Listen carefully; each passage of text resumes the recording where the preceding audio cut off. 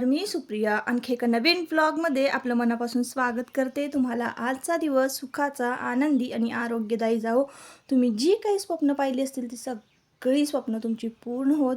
त्याचबरोबर शुभ सकाळ सर्वांना। सकाळची वेळ आहे आणि माझ्याबरोबर आजच्या दिवसाची सुरुवात जी आहे ती अशी झालेली आहे। तर चहा केला होता सकाळी सकाळी आणि चहा गाळून घेतला, पण तो ग्लास इतका फुल भरला होता आणि तो परत पुन्हा मी पात्रात ओतायला गेले, कमी करायला गेले, तर तो सटकला हातातून, असं झालेलं आहे। आजचं जरा रुटीन आहे ना, नेहमीच्या रुटीनपेक्षा वेगळं आहे। तुम्हाला माहिती आहे, कधीच मी पारुशी किचनमध्ये येत नाही किंवा चहासुद्धा पित नाही। देवपूजा झाल्याशिवाय तर चहा मी पित नाही।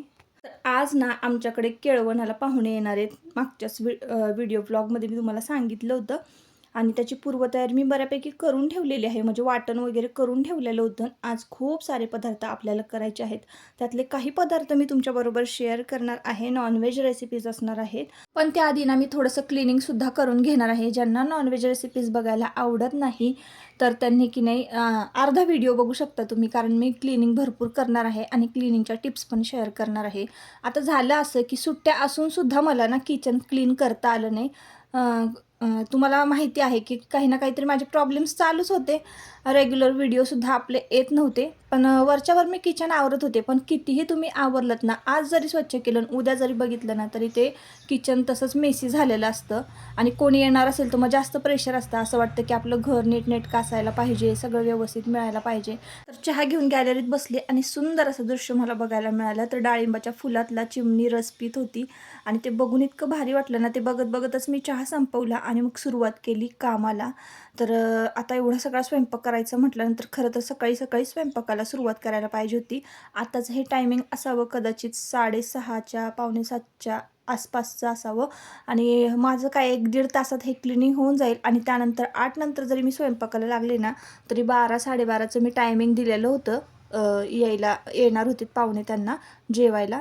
तर इथं ना आता ही काचा वगैरे जे आहेत, आता ते समोरच असल्यामुळं कसं माझ्याकडे फॅन जो आहे ना, तो एकदम साधा आहे। एक्झॉस्ट फॅन जो आहे तो साधा आहे, असा ॲडव्हान्स नाही आहे। ॲडव्हान्स जर असता ना तर मग जास्त घाण झाली नसती। तर इतकं चिकट आणि चिवट झालेलं असतं ना, खिडकी समोरच खिडकी आहे, तर त्या खिडकीचं पण काही करू शकत नाही। तर इतक्या जाळ्या जळमट झालेल्या असतात आणि इतकी चिकट झालेली असते ना, आणि त्यानंतर जे नेट लावलेलं आहे ना ते परमनंट आहे। ते म्हणजे असं ओपन करता येत नाही ती खिडकी, नेट कायम असतं, कारण तिथून ना पाली वगैरे घरामध्ये यायचे। तर मी ते पॅकच करून टाकलं आणि त्यानंतर मी जे लिक्विड मागवलेलं आहे तर ते मी पाहिजे तर तुम्हाला तिथे टॅग करते डिस्क्रिप्शनमध्ये, तुम्ही घेऊ शकता। इतकं भारी लिक्विड आहे ना, मी फक्त स्प्रे करून ठेवते।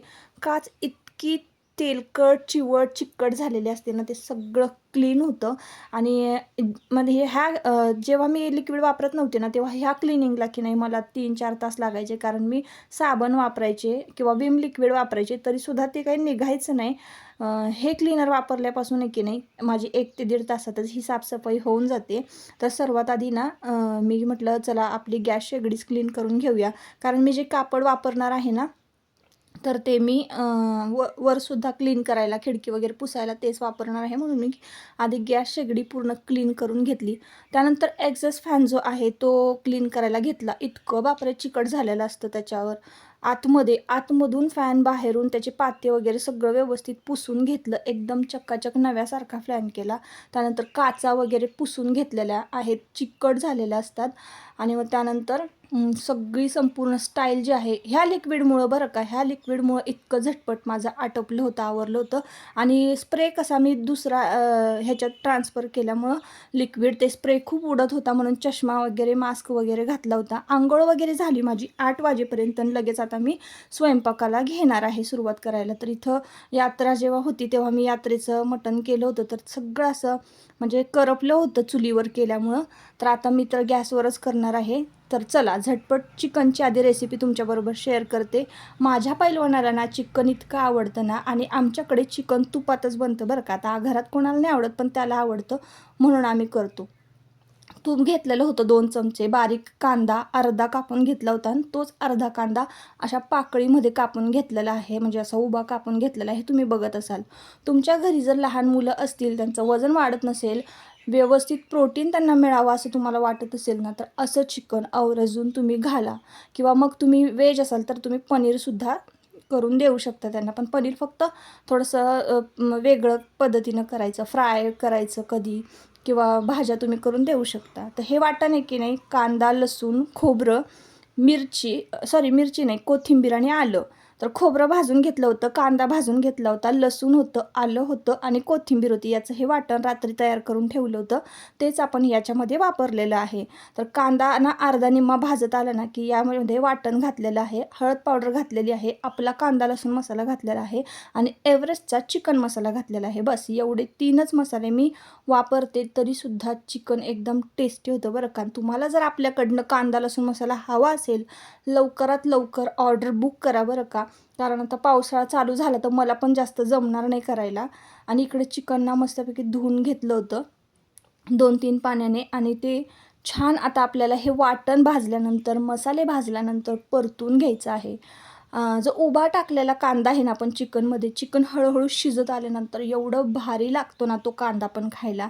जसं की तुम्ही हॉटेलमध्ये पनीर टिक्का खाता, किंवा चिकन असं चाऊमिन, काय मला तर येत पण नाही त्या नावं त्याचे.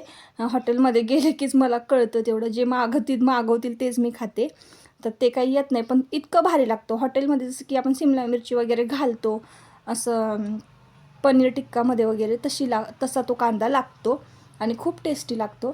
तर हॉटेलचं तर आता खायला त्याच्या वस्तादांनी बंद करायला सांगितलेलं आहे, मैदा, पाव, बिस्किटं. तर त्याच्यामुळं आता हेच चालू आहे त्याचं खाणं.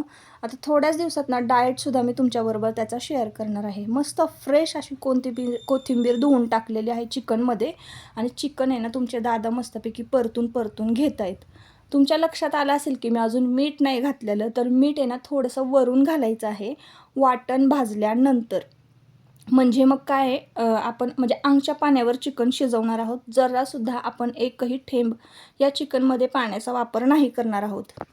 आता पॅक असं झाकण ठेवून दिलेलं आहे आणि चिकन पाठीमागे शिजायला ठेवून दिलेलं आहे. अलीकडं मटण शिजलेलं आहे आणि अळणी रस्सा मी ना त्या पातेल्यातलाच छोट्या पातेल्यामध्ये काढून घेतलेला आहे देवांशला अळणी करण्यासाठी. ती पण रेसिपी मी तुमच्याबरोबर शेअर करते. तुमच्या घरी जर 1-2 वर्षाची मुलं असतील आणि आवडीने मटण चिकन खात नसतील, तर अशा पद्धतीनं अळणी रस्सा तुम्ही एकदा करून खायला घाला. खाणारच 100%. नुसतं सूप जरी पिलं ना तरीसुद्धा भरपूर फायदे आहेत त्याचे.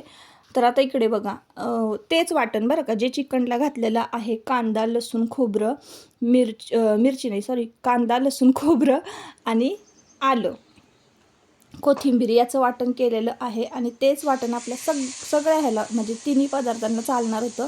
तर इथं मी एका कढईमध्ये तेल घेतलं, त्यानंतर त्यामध्ये ते वाटण छान भाजून घेतलं. एव्हरेस्टचा मटण मसाला मी यामध्ये घातलेला आहे आणि आपला कांदा लसूण मसाला घालायचा आहे आणि ते वाटण भाजून घ्यायचं आहे. आणि शिजलेलं जे मटण आहे ना ते यामध्ये थोडंसं ओतून, म्हणजे असं तडका द्यायचा आहे त्यांना. तुम्हाला आवाज आलाच असेल, तडका द्यायचा त्या मसाल्याला. मस्तपैकी ही ग्रेव्ही छान भाजून उकळू द्यायची आणि त्या मोठ्या पातेल्यामध्ये मी हे ओतणार आहे. तर अशा पद्धतीनं इतका भारी रस्सा होतो ना ताईंनो. आणि तुम्ही आता समोरासमोर डोळ्यांनी बघाल, इतका छान मस्त कलर आला होता. आणि तुम्ही करपल्याला थोडं बघत असाल ना, तर ते मी मुद्दाम करपवते, कारण असा एक मस्त म्हणतो ना आपण, असा स्मोकी असा चव येते बरं का त्याला.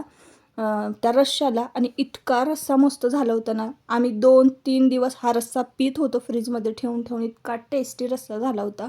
आणि तुम्ही तर्री तर बघताय किती मस्त आलेले आहे. तेल पण खूप कमी प्रमाणामध्ये वापरलं होतं आणि खूप खूप छान टेस्टी असा रस्सा झाला होता. तर अशाच पद्धतीनं तुम्ही एकदम ही सोपी साधी रेसिपी आहे. ज्या कोणी नवीन लग्न झालेलं आहे, ज्यांना स्वयंपाक येत नाही, माझे व्हिडिओ बघितले ना 100% तुम्हाला परफेक्ट स्वयंपाक येणारच. तर असं आहे आणि खूप साध्या सोप्या असतात. जगभरातले मसाले घालत बसायचे नाही, काय नाही. आपला कांदा लसूण मसाला आणि एव्हरेस्टचा फक्त मटण मसाला, चिकन मसाला जे काही असेल ते वापरलं ना तरीसुद्धा पदार्थ एकदम टेस्टी होतात.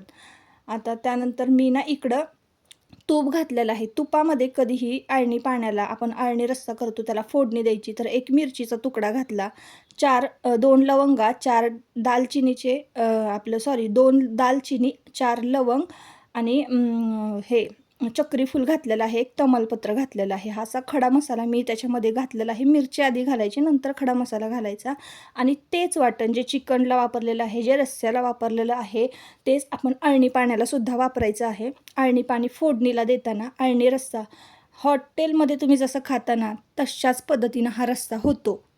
मस्तपैकी हा भाजून घ्यायचा आहे आणि भाजून झाल्यानंतर तुम्हाला जर थोडीशी हळद घालायची असेल तर तुम्ही घालू शकता. इथं कलर खूप छान येतो, पण मी आता विसरून गेले. तर आणि तरीसुद्धा कलर बघा छान आलेला आहे आणि हळद घातली असती तर अजून छान आला असता कलर. आणि मस्तपैकी फोडणी दिलेली आहे अळणी पाण्याला. आणि आता हे मटण अळणी रस्सा जो आहे ना तो इथं उकळून घ्यायचा आहे. तर देवांश ना पोटभर खातो अळणी रस्सा केला की.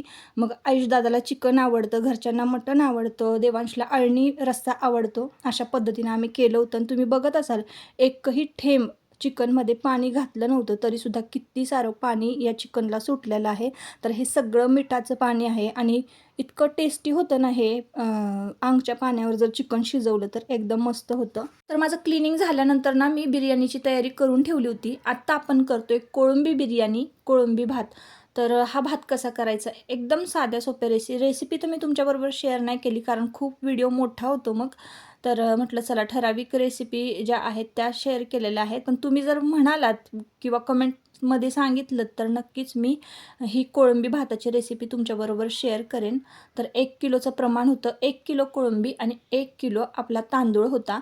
आणि नारळाच्या दुधामध्ये ना हा भात शिजवायचा. इतका टेस्टी होतो ना ताईंनो. आणि त्यानंतर शिजत आल्यानंतर ना 1 चमचाभर ना आपल्याला बडीशोपची पूड घालायची आहे. वरनं भात मिक्स करून द्यायचा आहे. म्हणजे 80 ते 80% भात शिजला ना की मग आपल्याला बडीशोपची पूड घालायची त्यामध्ये. एवढा भाताचा फ्लेवर मस्त लागतो ना ताईंनो, एकदम मस्त बिर्याणी लागते.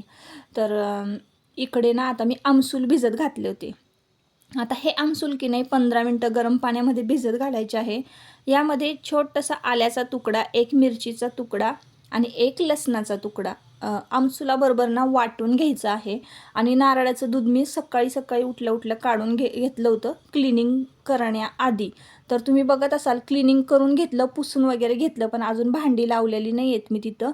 तर थोड्या वेळाने म्हणजे पाहुणे यायच्या 1-5-10 मिनटं आधी सिंकला किंवा हे तर आपले पितळची वगैरे भांडी असतात ना ते लावून देणार आहे. ते भांडे घासलेले होते मी, पण म्हटलं परत फोडणी करताना परत त्यावर उडणार आहे, तर मग म्हटलं नंतर लावूया.